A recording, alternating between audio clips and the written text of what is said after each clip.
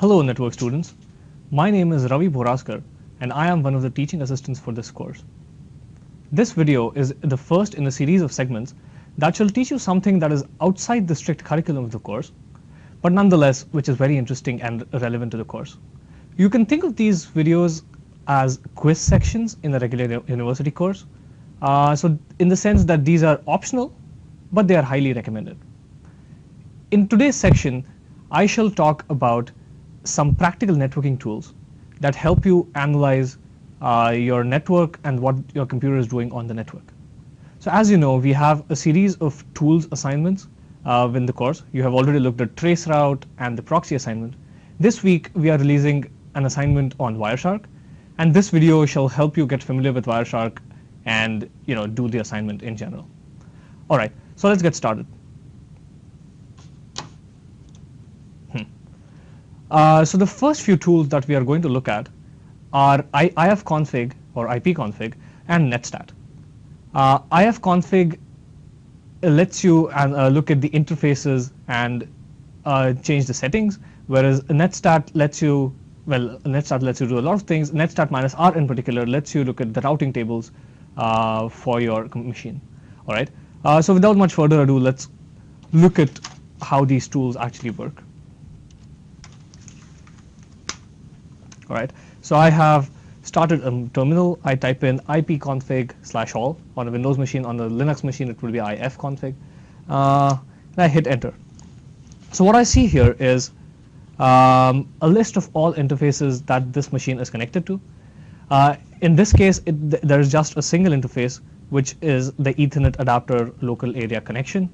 And then this shows you a bunch of details about this interface: the MAC address, the IP address, the IPv6 address, and so on, right? The other command was netstat -r, which would show me the routing tables for this machine. So I hit netstat -r, hit enter, and you will see the routing tables. Now, since this machine is not a router, it is an end host, it has only a limited number of interfaces that it can forward to. So if you look here, you can see two kinds of interfaces. One is 128.208.1.169, which is the interface that we just saw, which is basically the Ethernet interface, and the other is 127.0.0.1, which is a standard alias for the local host interface, which is basically all the traffic that is routed to the machine itself, right? Okay, moving on. So we looked at network interfaces. The next thing we want to look at is Wireshark. So what is Wireshark? Wireshark is something that is known as a protocol analyzer. This means that Wireshark is designed to decode the packet bits, not only decode the packet bits, but it can also understand what the protocols inside that mean. So for example, if you get an HTTP packet, Wireshark can look inside it, look at the TCP contents, look at the IP contents, look at the Ethernet contents, and so on. So Wireshark understands the protocol sequences. So without much further ado, let's see what Wireshark looks like, and let's see what happens when we run it. So this is a window of Wireshark. As you can see, you have a list of interfaces. In this case, you have just one interface. You can just see that. And then you have a bunch of other options. So let's just start a capture on this interface. And as you can see, it is already capturing a lot of packets. In the few seconds that I've been talking, you have already captured 137 packets. I'm going to stop this. And let's just see what a packet looks like. So now you have, in a packet, you can see the source IP address, the destination IP address, the type of protocol, and then some information about it. So for example, this one is something to do with Dropbox. And in this frame below, you can actually see all the data that is in this frame. So these are the bytes, and then this is what those bytes mean. So this is the frame, which is the whole packet, then the Ethernet layer, which is the outermost header, then the IP header, and then this one is over UDP. So you can see the UDP header, and then some data, something to do with Dropbox.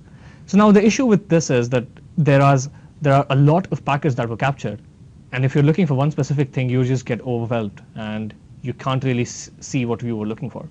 So to solve this problem, one thing that Wireshark allows us to do is to have something called filters.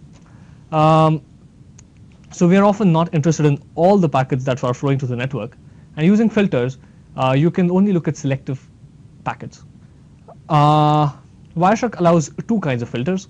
One is the capture filter, which basically just captures only certain types of packets, and then there are display filters where you take the whole trace and then only selectively view some of those. We shall look at both of these briefly. All right, so suppose I want to only look at UDP packets. Then I would just say, in the capture filter field, I would just say UDP, and it would filter out everything else. Similarly, if I want to see only TCP packets, I would put TCP, and it will filter out everything else. You can also have more complicated things. So I can say I only want to look at UDP packets where the destination port is 53. This port corresponds to the DNS requests. Or I can say UDP source port is 53, so which correspond to DNS responses. Or I can just say I want to see both, so I just say UDP port 53, and which will show me both DNS requests and responses. So let's actually do this, right? So I go to Wireshark, I close this, right, I go to this interface, this window opens up, and in the capture filter I actually put UDP port 53, and let's see what happens. All right, so UDP port 53, I'm going to start the capture filter now, and what I do is I open up a browser, I type in some random address, hit enter, and or let's say I want to sdf.com, right, and let's see what Wireshark captured. So as you can see from all these protocol fields, they are all DNS, and then actually you can see all the requests and responses. So here you can see there was a request for sd blah blah blah .cs.washington.edu, and then the response came that there is no such name. I would have been very surprised if there actually existed a website with this name. And then there were a bunch of queries. We also searched on Google, so you have a query to google.com, and then you have a lot of requests and responses. But notice that they are all DNS because we put the filter on port 53. Okay. You can also do other fancy stuff, like you can say, so this particular filter says that if the destination host is cs.washington.edu, only then capture that packet. Or you can put and conditions or conditions and so on. Display filters have a slightly different syntax, and they also work slightly differently. So you can say frame.length greater than 10. So in the interest of brevity, I shall not demonstrate this, but you can of course try them out, install Wireshark and try them out. The display filters are also more expressive. You can say that, oh, I only want to look at Ethernet frames whose particular bytes are, say 0083 or something. And then you can do all sorts of things. I don't even know if this makes sense. You have the XOR operator, you have the equals, and so on. So these are display filters. You can do a lot of fancy things with them. So how do you write filters? So Wireshark has some, I think, 50,000 different kinds of protocols that it understands, and the display filters have a huge syntax which they can understand. So how do you write filters? Well, so you look it up on the internet. You don't remember all of them.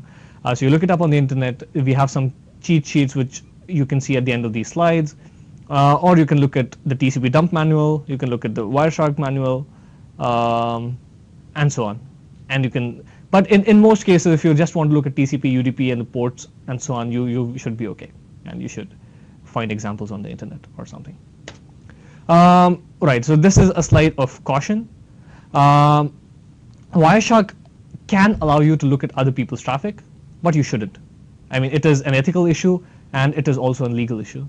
So you should definitely look at what the wiretapping laws are where you live, and you should not use Wireshark, or you should not use network capture tools, protocol analyzers to infringe on other people's privacy. You should not use it to do bad things. You can do bad things, but you shouldn't.